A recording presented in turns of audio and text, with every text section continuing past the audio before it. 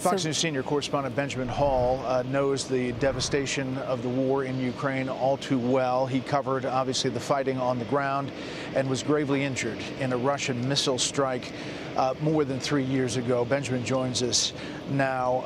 It's great to see you, Ben. Your thoughts on this day, knowing all you know about the ground in Ukraine and this moment in time and how kind of crucial it is for all of these countries involved.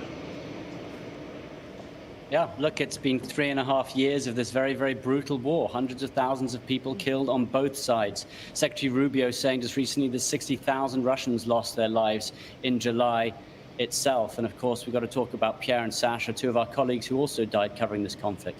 And many things are going to be talked about today. You know, people say it could be about splitting territory. It could be about lifting sanctions. It could be about nuclear arms treaties. There's a lot. But what President Trump has been saying for years now is that the killing has to stop. It's just got to be the starting point. And I think what so many leaders want, European leaders, Ukrainian leaders, Zelensky, they want to see a ceasefire. And that would be the place to build to something further. I've been speaking to Ukrainians today. I've been in touch with them, and they are optimistic. They are optimistic that Putin has come to the table. They acknowledge that he's come to the table because President Trump has been harsh with him, that he's going to put 50% tariffs on India, sanctions perhaps on China for buying their Russian oil. And they know that that's brought Putin to the table. But whether Putin can be convinced to have a long-term ceasefire, they just don't know. 69% of Ukrainians now want a negotiated peace. 24% want to keep fighting. And so the Ukrainians are ready. They are a little bit concerned that President Trump and President Putin are meeting without the Ukrainians, that there might be land grabs happening without them there. But the European leaders have been pressurizing, or at least telling President Trump, that he must be aiming for a meeting with all of them. And for the last couple of days, that's what President Trump has been saying. And that is a really strong message that the Ukrainians feel as well. They do not feel they're really left out of this. So, look, this is two men, world leaders, the most powerful men in the world, looking eye to eye. But there are the hundreds of thousands of people in Ukraine, the millions displaced, who this will affect. And many people will say that, yes, perhaps President Trump shouldn't be giving President Putin this kind of big summit. President Trump has been saying time and time again he's doing so because it's optimism. Perhaps that Putin may not stand true to his word, but they've got to try. And President Trump is there to look him in the eye to see if he can make that happen. And so, look, we wait to see what will come of it. Ben, just a quick question for you. We watched the video of Zelensky meeting with the Prime Minister Keir Starmer. And, you know, how committed is the UK and are these leaders of Europe to providing stability and security for Ukraine when, hopefully, the war is over? Yeah, they very much are, and more so than they were, you know, a year ago. And that's because they are well aware that President Trump is not going to be there in the same way President Biden was there, that European countries have to really shoulder the burden here. And so you've seen Germany, the UK, France saying they will play a far more active role.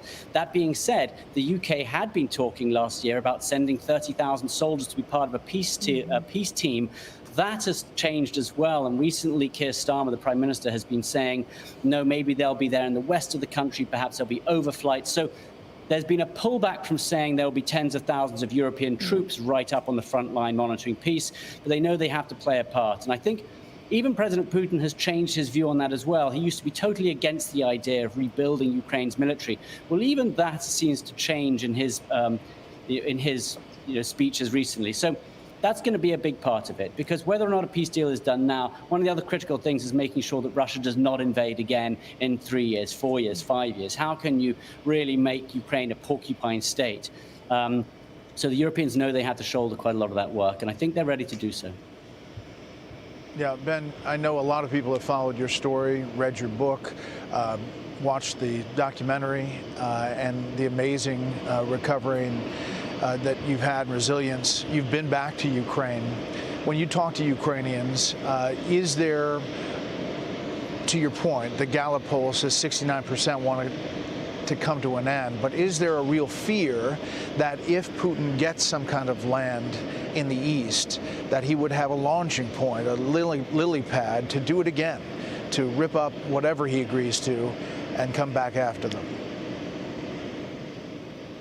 Yes, and I think time and time again we've seen President Putin invade various countries, try to push the lines, and that's why the idea that Ukraine has to be, fully fortified is so important. And so, look, President Zelensky said just a few days ago that he couldn't trust a word that President Putin said, and I think that's what President Trump will be looking at today. Is President Putin there just to sell him stories, just to promise him big, wins on the surface without underlying them with real security backups?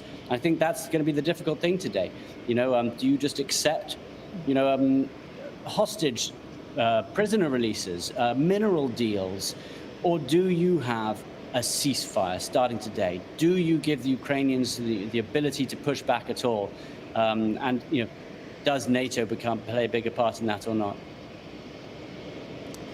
Ben, thank you very much. I think about those people leaving their home with their suitcases that we just saw in that video and wondering if a future exists where they might be able to come back home to the places that they left. And obviously, you made a lot of sacrifice and a tremendous amount of courage in your journey since then as well. And it's great to have you. Hey, it's Will Cain. Click here to subscribe to the Fox News channel on YouTube. It's the best way to get our latest interviews and highlights. And click to subscribe to the Will Cain podcast for full episodes right now.